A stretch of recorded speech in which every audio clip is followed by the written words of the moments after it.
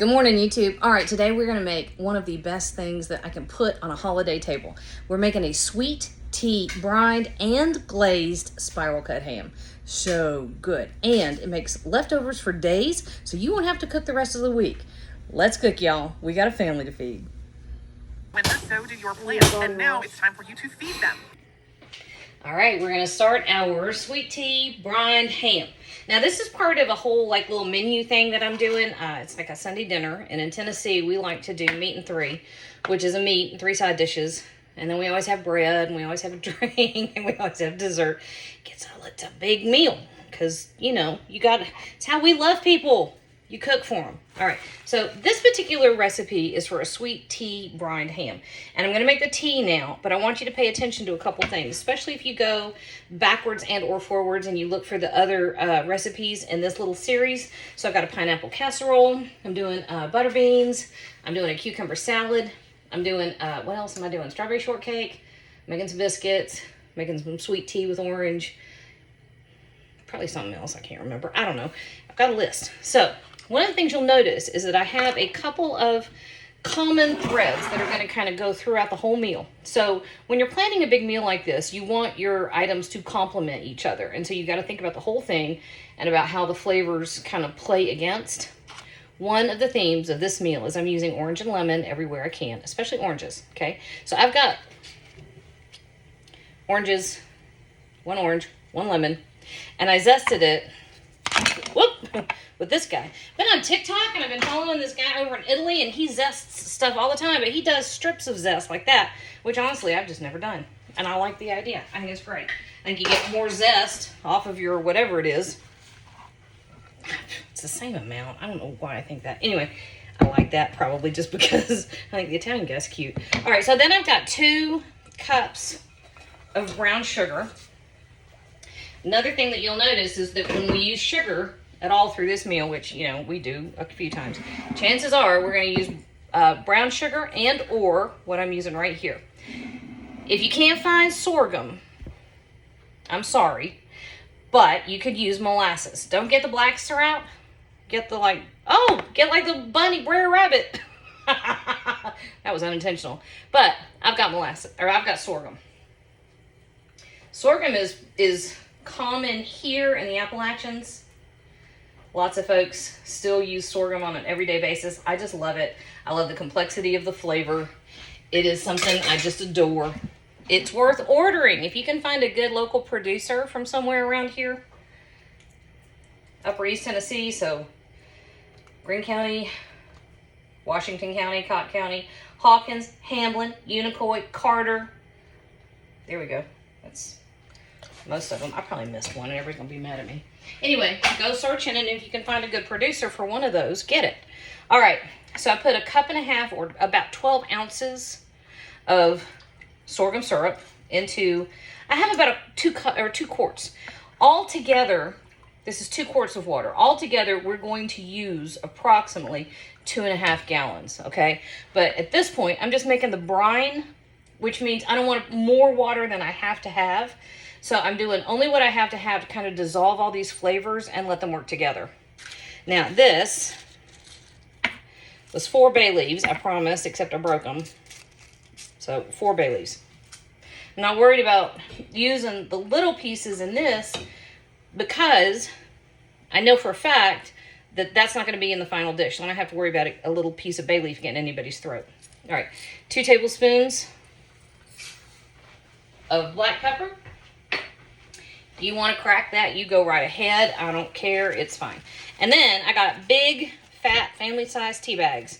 5 of them. Each one of these makes a quart. So this is going to be a very concentrated situation in this. But by the time we add all the other water, not so much. So this just drops right in there. We're going to bring this up to a boil. We're going to let it boil for a good minute or 2. Cut it off and let it come down in temperature. Wait a minute, where we go? There we go.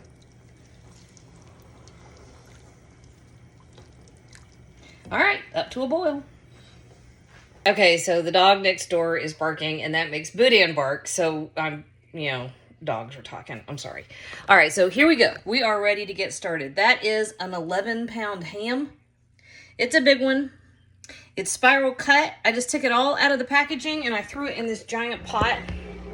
Oh, and there goes the dishwasher. I threw it in that big old pot because that's where it's going to live until we're ready to roast it. And I'm going to pretend that I let this brine overnight. You and I both know that I'm not that organized. Not when there's a video involved. Okay, so here is our, I forgot to show you this. Here is our brine that we made with the tea and the lemon and orange peppercorns and our sorghum. And this is where you will notice kind of what I was talking about. Some of our sorghum settled out while I was letting it cool.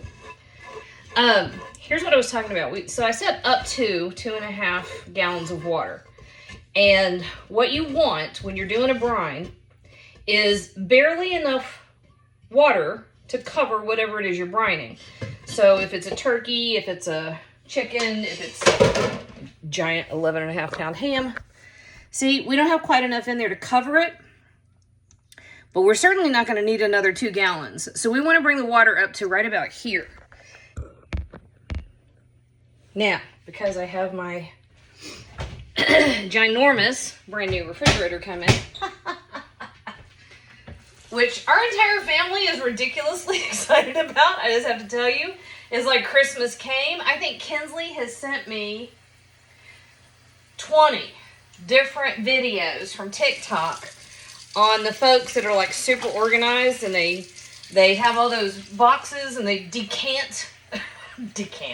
Decanting used to just be wine, but apparently now you do it for your juice boxes where they decant their groceries into clear acrylic containers. And I have to say, it is so incredibly satisfying and appealing to watch. I love looking, you know, when they open their refrigerator door and it's just like, ah. Now, one thing I have noticed is not one single time do you ever see any scrap of food that smacks of halfway through preparation or like half of a leftover onion. Somebody's leftover Chinese food. That doesn't happen in those worlds. But anyway. All right, so here is our sweet tea brine. And our ham is in the brine. And this is going to go in the refrigerator.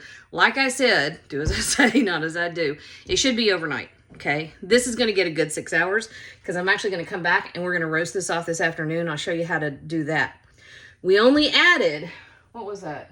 12 cups of water. Okay, so not even a gallon of water because this brine is going to become a reduction that is going to turn into a glaze. What does that mean? That means we're going to simmer it. We're going to let a lot of the water that we just added, we're going to let a lot of that evaporate off. But we're going to keep all the incredibly flavorful stuff that is in here, right?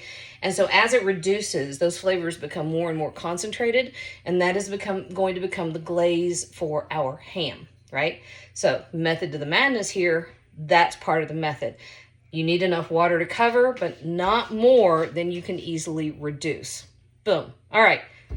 6 hours in my house, overnight at your house. I'll see you back here. All right, so we have brine.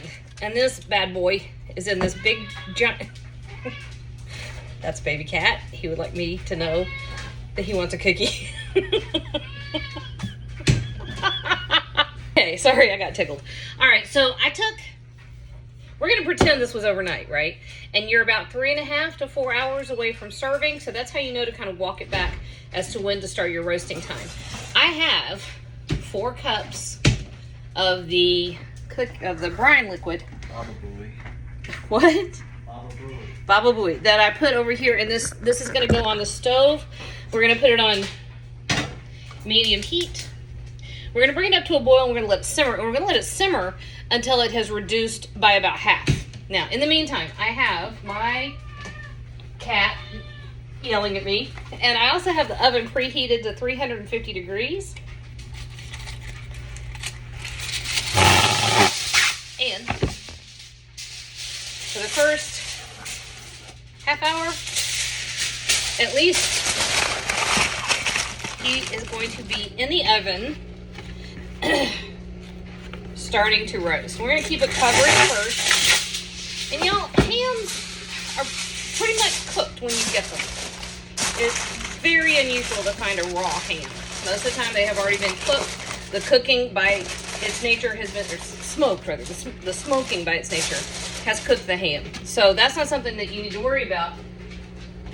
Turn that off.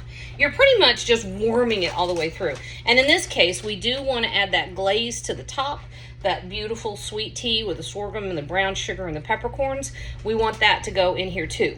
But for the first little bit, while our 4 cups of brine, ooh, that scared me. That was the cat trying to get us some cookies. Okay, so baby cat, and that's his legal name, baby cat, knocked over a chair and it hit a bowl of water. Anyway, let's try this again. 350 degrees while our brine is on the stove, reducing. Oh, great.